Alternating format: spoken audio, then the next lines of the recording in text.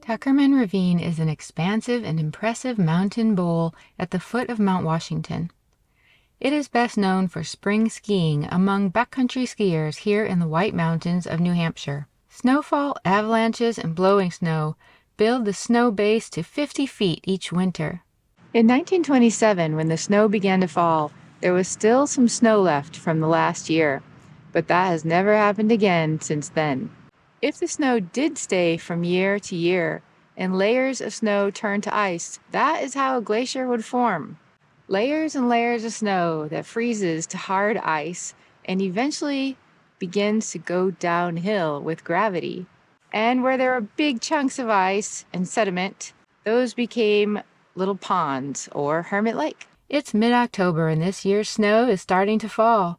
I've come to camp and enjoy the good vibes. Tuckerman Ravine Trail is 2.4 miles to Hermit Lake and gains 1,800 feet in elevation. There was a glacier here 13,000 years ago. The ice carved this rounded shape called a glacial cirque. After the ice receded and evergreens were growing, there were people here, as far back as 10,000 years ago. Native people made their homes and hunting grounds in valleys and moved along the rivers with the seasons or the years.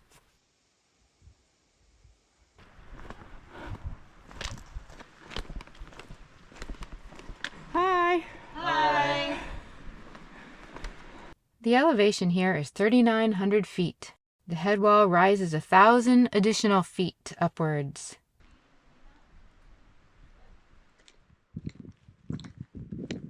There's the cairn with the green arrow on it.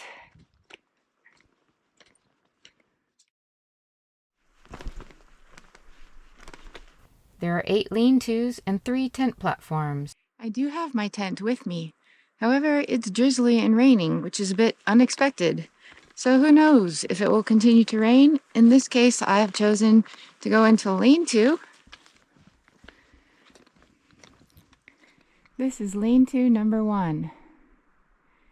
This is lean-to number 2.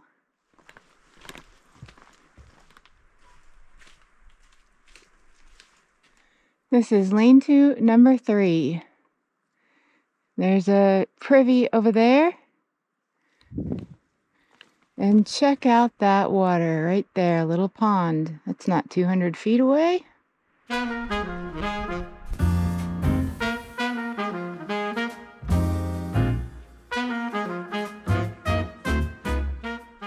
This is one of the most beautiful campsites I've ever been to.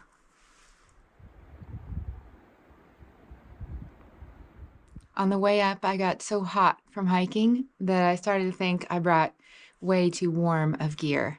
But as soon as I stopped hiking, I got cold pretty quickly. And I brought hot tea.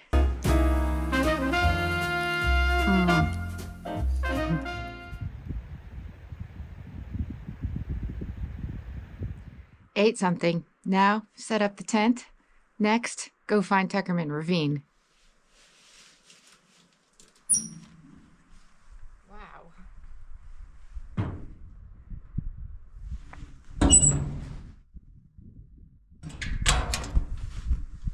Okay, I want to walk to the base of the ravine, and I came in from that way, but there's also a trail going this way, and I guess I should find out where that goes.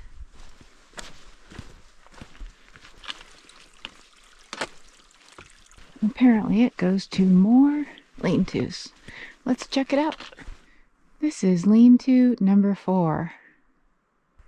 After passing lean-to number 4, came out by the little pond lake, and now I see the ravine, and it is awesome. It's massive. I've been thinking about why I feel drawn here and why I like it so much, and still working on that, but maybe one of the reasons is the vertical. It's just amazing, and you don't get that in New England so much. I'm continuing on to the next lean-to, and I can also see down parallel there, probably the ravine trail, so maybe I'm going in a circle. Yes, it did come into a loop, and this is bringing me out back to the ravine trail.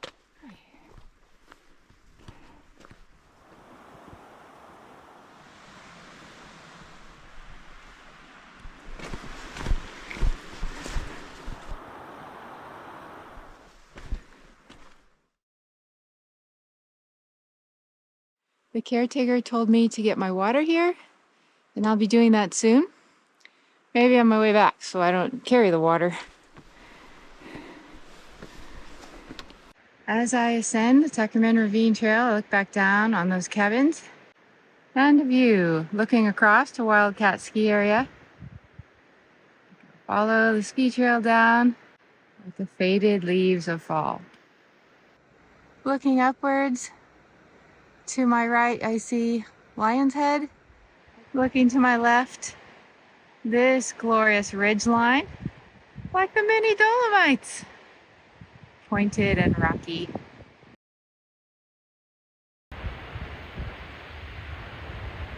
So yeah, the hard part about trying to capture what it feels like here is that you sort of need to get the surround sound, the surround view to feel it.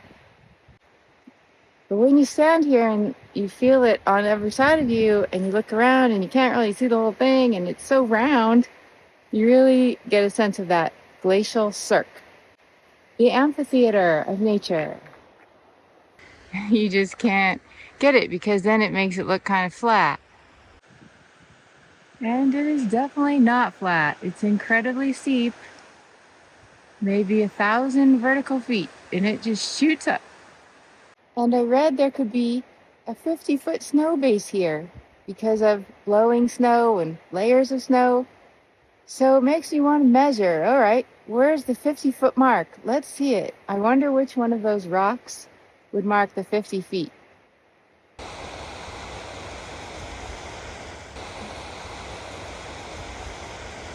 You know, it doesn't look like your usual ski run, does it? This is the head wall. But this is as far as I'm going for today.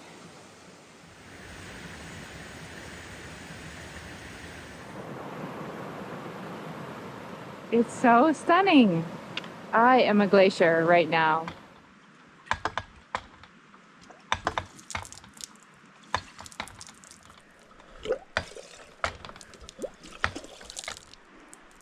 Coming back into camp. I am not the only one here. There's a group of young people. Moose, panic, moose. Oh my God. Don't be so loud, don't be so loud. Get the video camera, let's go.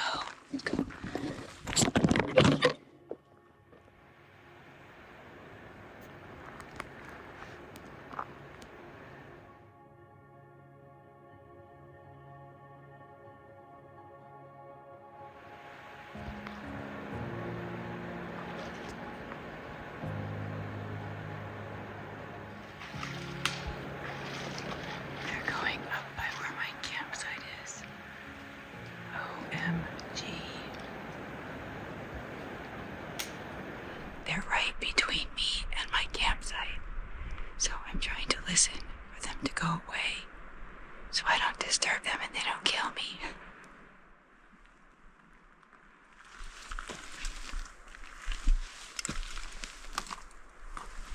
I'm back. I think they went that way.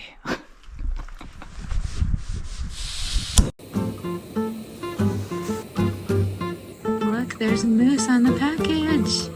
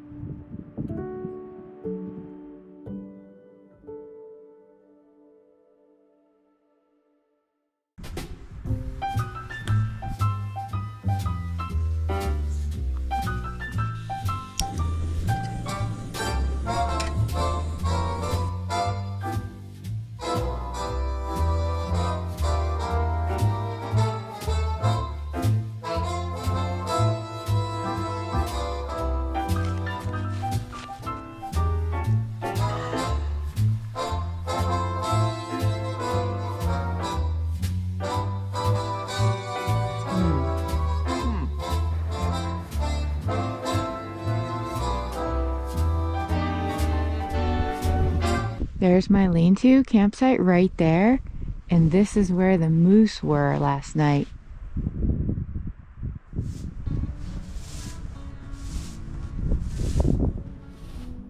The ravine is named after a botanist, Edward Tuckerman. He had multiple degrees, including one from Harvard. He became a professor of botany at Amherst. Professor Tuckerman was married but had no children, and he hiked all over the White Mountains.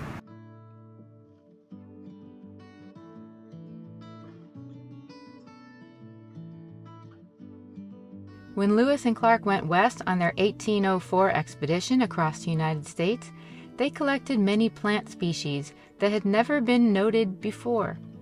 Their notes were on scrapbook paper, which were stolen by a botanist who was supposed to draw and classify them, but sold them at auction in England. Basically, he stole their work and tried to get money for it. Well, Professor Tuckerman noticed this auction in 1842, and he bought it and donated it to the Academy of Natural Sciences in Philadelphia.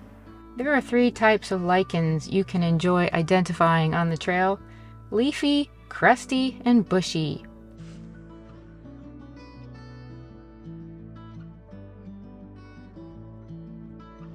Oh my goodness, the entire tree is covered with lichen. You can pretty easily exclude moss because it is usually bright green. But lichens are a paler green, or sometimes a very dark green. Lichens are a combination of fungi, like a mushroom that is the structure, and an algae, or cyanobacteria, that helps them photosynthesize. Crusty lichens are quite interesting because they grow directly into the rock or tree, and over time, with acids, begin the process of soil creation.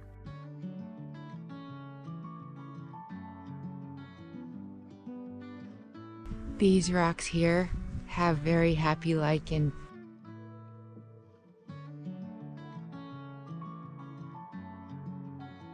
There are over 18,000 types of lichen, and there are even more people who love lichens. They even have an annual convention called the Tuckerman. Okay, I'm on the porch here, and there's some hikers, and this guy's got a picture from 1974. This is like the ravine in personal stories, right? What's your name? My name is Joe McCarthy. Nice to meet you. Nice to meet you. And look at this. May 11th, 1974.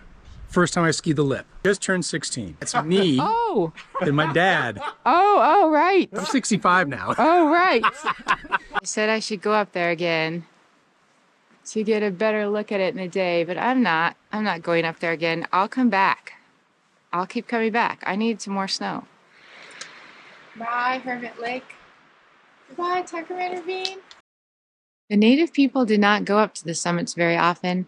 They were told by their elders, I suppose, that it was the realm of the gods and they might perish.